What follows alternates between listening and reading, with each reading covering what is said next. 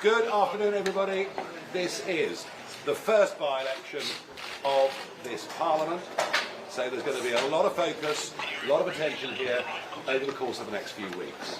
We will, of course, fight this campaign on our basic principles of family, community and country.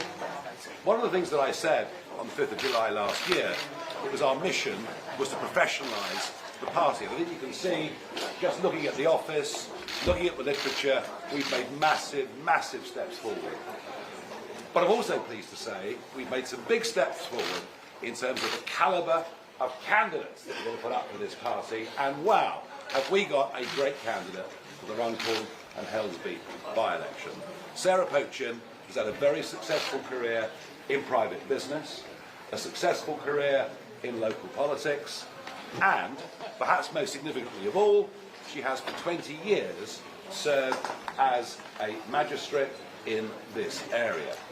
We've selected a candidate who's going to be a lawmaker, and I promise not a law breaker.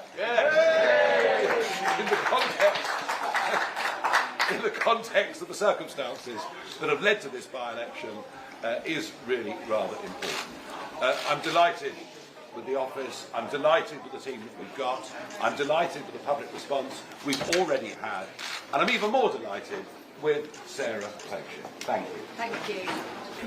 Thank you, Nigel.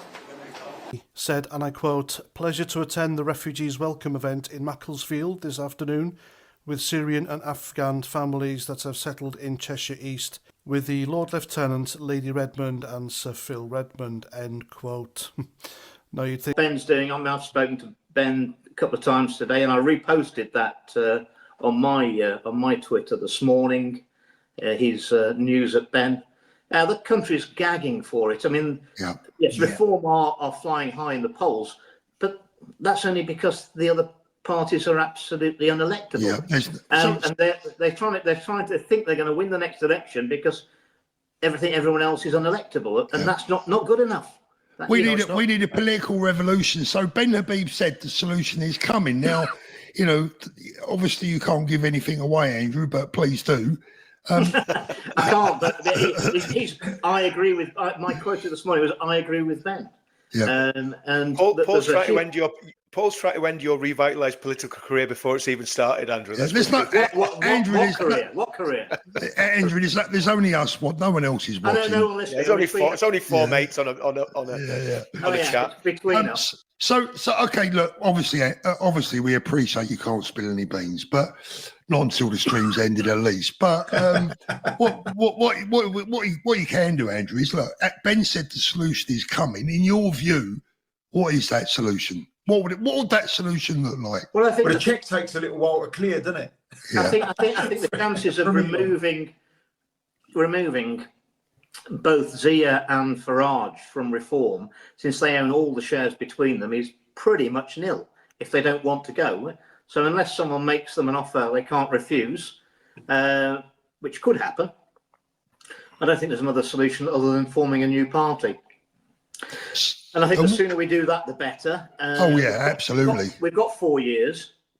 I can't see Labour rising in the polls, so they're not going to be rushing off for an early election because they'll like to keep drawing their pay and rations for as long as possible, and wrecking the country in the meantime.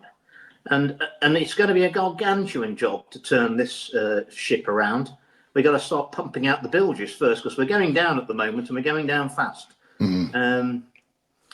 But I mean, a new party standing on actually deportation of illegal migrants and foreign criminals. I mean, that would be a huge differentiator with the other parties. And I can think of lots of other policies we could have, which would be huge differentiators. Getting rid of net zero would be one, wouldn't it? Getting rid of net zero. No, absolutely. Net zero should be. Ben, I hope you all had a brilliant week. Now, today I want to talk about the Rupert Lowe, Nigel Farage bust up. I want to talk about it not because of the nitty-gritty political theatre of the dispute, but because of the importance of what it means, what that dispute means. Now, many of you, perhaps all of you, watching, if you were of age at the time, voted to leave the European Union. And what you were effectively voting for in 2016 was to return power to this country and hope that our politicians would make policies for the betterment of the United Kingdom and for its people. That is what essentially the vote to leave the EU was. And we've had successive governments that have failed to do it. Boris Johnson, I think, arguably was one of the worst prime ministers ever. Not only did he... The country's gagging for it. I mean, yes, Reform are flying high in the polls, but that's only because the other parties are absolutely unelectable. And they're trying to think they're going to win the next election because everyone else is unelectable, and that's not good enough. We need a political revolution. So Ben Habib said the solution. Ben said the solution is coming. In your view, what is that solution? What would that solution look like? Well, I think the check takes a little while to clear, doesn't it? I think the chances of removing both Zia and Farage from Reform, since they own all the shares between them, is pretty much nil if they don't want to go. So unless someone makes them an offer they can't refuse, which could happen, I don't think there's another solution other than forming a new party.